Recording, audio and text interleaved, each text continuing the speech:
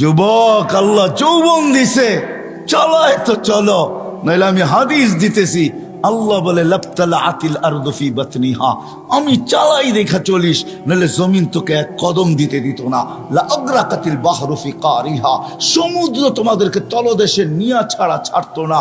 লা আহলাকাতিল মালাইকা, ফেরেশতা জাগারটা জাগায় চটকায় সাইজ করতো।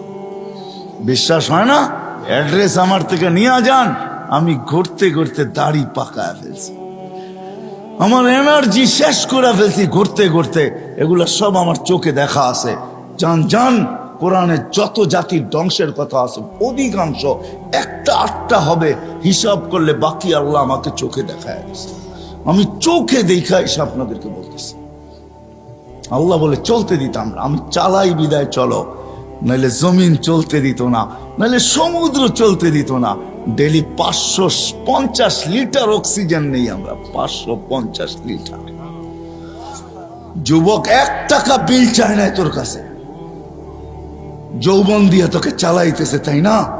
তারপরও ডেলি 5 বার ডাকে, একবারও বলো আমি ব্যস্ত। রোডে দাঁড়ায় দাঁড়ায় মোবাইল দেখতেছো, কেউ ডাকলে বলো যান যান যান, আপনি চরখায় তেল দেন, আমি দেখেন না ব্যস্ত। হায় হায় হায়, আমার মনে আছে, রাগ হয় না, আমার মনে আছে, আমি সত্য কাহিনী বলতেছি। আমার সাথে না ঘটলে আমি বলি না। আমি এক তাস খেলতেছে কিছু লোক বসা, বয়স্ক, আমি তাদেরকে দাওয়াত দিতে গেছি যে আসেন, ঠিক আছে তাস খেলেন খেলেন, কিন্তু এখন মসজিদে যাওয়ার সময়, চলেন একটু মসজিদে যাই। আমাকে এক বৃদ্ধ বলতেছে, দেখেন না ইবাদত করতেছি। হাইসেন না হাইসেন না, আমি এটার জন্য এখনো একা একা কাঁদি। কারণ আমি যদি না ডাকতাম ওর ইমান হারা হইতো না। আমি আল্লাহর কাছে কি জবাব দিব আমি জানি না, আমি এখনো একা একা কাঁদি। আমি গেলাম তো গেলাম কেন, এই কথা বললাম তো বললাম কেন? ওর মুখ দিয়ে তো শয়তান বাহির করছে যে দেখেন না ইবাদত করতেছি। হায় হায় হায় হায়। আসেন, এই ছোট্ট জীবনটা যেরকম জ্ঞানার হইতে চাই, আসল জ্ঞানার তো মানুষ মরার পরে হবে, আসল সফল তো মরার পরে হবে। যদি হইতো দুনিয়ার কাঠ যদি ওইখানে পাঞ্চ করা যেত, দুনিয়ার টাকার বান্ডেল যদি ওইখানে চলতো, দুনিয়ার পদের আইডি যদি ওইখানে চলতো, দুনিয়ার ভিজিটিং যদি ওইখানে চলতো, তাইলে কারো না চললে আবু তালেবেরটা চলতো। আবু তালেব 44 বছর বাতিজাকে লালন পালন করছেন। ওই আবু তালেব যা শিরা উপশিরায় মোহাম্মদুর রসুল্লাহ রক্ত দৌড়াইতেছেন, এই রসুলের রক্ত যে পান করছে, তাও দূষিত রক্ত, পচা রক্ত, তাকে আল্লাহ রসুল জান্নাতে সুসংবাদ দিছেন, বলছে তোর শরীর আর জাহান্নামে যাবে না। অথচ আবু তালেবের শিরায় উপশিরায় আল্লাহর রসুলের রক্ত দৌড়াইতেছেন। চাচা আর বাতিজা একই ফ্যামিলি, ব্লাডের সম্পর্ক, রক্তের সম্পর্ক, কিন্তু আবু তালেবের কিঞ্চিত কাছে আসে নাই। শুধু আল্লাহ রসুলের চোখের পানি ঝরছে আর বলছে, আম্মি, চাচা, মা তারাক্তালি সাবিলা, তুই আমার জন্য কোনো রাস্তা রাইখা গেলি না, আমাদেরও কাজে দিবে না। আসেন ভাবি যে ওইখানে জ্ঞানার হব কি দিয়া। ওইখানে জ্ঞানার হওয়ার ঘোষণা আল্লাহ দিয়া দিছেন, ওমান ইয়াবতাগি গায়রাল ইসলামি দীনান ফালা ইউকবালা মিন ওয়া হুয়া ফিল আখিরাতি মিনাল খাসিরিন। দিন ছাড়া ওইখানে সফলতা অর্জন করা যাবে না, না না না না।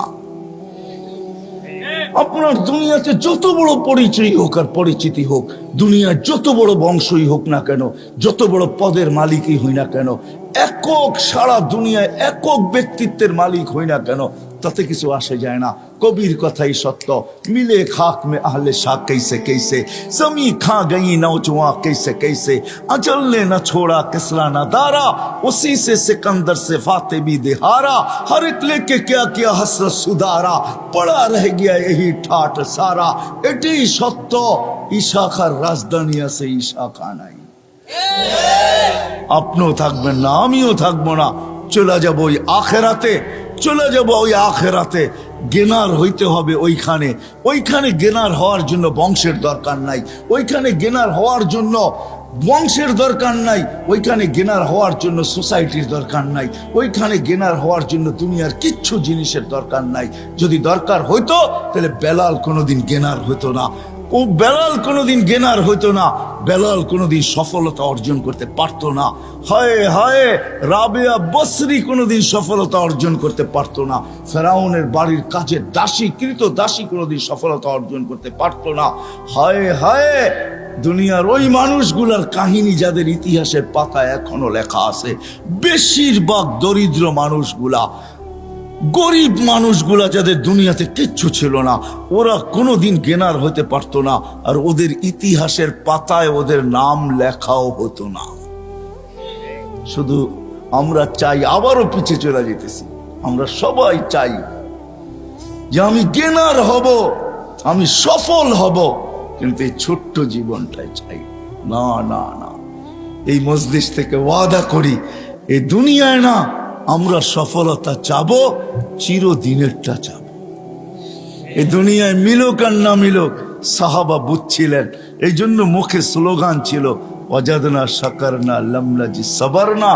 দুনিয়ায় পাইলে পাবো, না পাইলে সবর করব। পাবো তো শুকরিয়া আদায় করব, না পাবো তো সবর করব। ওরা বলতেছে যারা ডাকলে মেঘ আসতো, ওরা বলতেছে যারা ডাকলে মেঘ আসতো, যারা টোকা দিলে ভূমিকম্প দূরভীত হইতো, যারা সমুদ্রের উপর দিয়া স্থলের মতো ঘোড়া দৌড়াইতে পারত, যারা তারবিহীন প্রযুক্তিবিহীন 3000 কিলোমিটার দূরে ভিডিও কলিং করতে পারত, যাদের হাতের ইশারায় অগ্নিগিরি পাহাড়ে আবদ্ধ হইতে বাধ্য হইতো। হায় হায় হায় হায় হায়, শুধু পুরুষ না নারী পর্যন্ত, শুধু নারী না যুবক পর্যন্ত, শুধু যুবক না বাচ্চা পর্যন্ত, যাদের বাচ্চার এই পাওয়ার ছিল, যা চাইতো তাই করতে পারতো, তারপরে দুনিয়ার দিকে তাকায় দেখেন নাই, বলছে এখানে গেনার হয়ে লাভ নাই। 60-70 বছর তারপরে রাইখা চলে যেতে হবে, রাইখা চলে যেতে হবে। ওই গেনার হইতে চাই, ওইখানে সফল হইতে চাই, ওইখানে সফল কাম হইতে চাই, ওইখানে সফলতা অর্জন করতে চাই, যেন কবরে থাকতে দেরি, কবর জান্নাতের বাগ হইতে দেরি না হয়।